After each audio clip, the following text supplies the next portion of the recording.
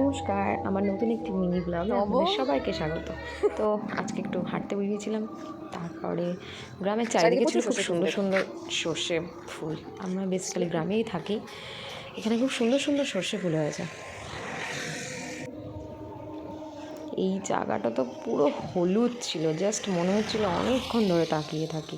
খুবই সুন্দর, এখানে খুব সুন্দর পাখির কিচিরমিচির হচ্ছিল।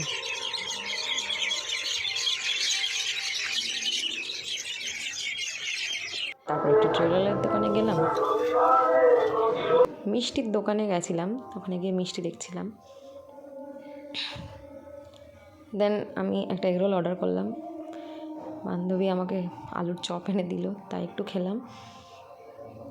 তারপরে এগরোল কাকু বানাচ্ছিল, দিল, এটা খেলাম। খাওয়ার পরে আমরা এই ক্যাফেটাতে আসলাম। এখানে সেট আপটা খুব সুন্দর ছিল, আমাদের গ্রামের মধ্যেই।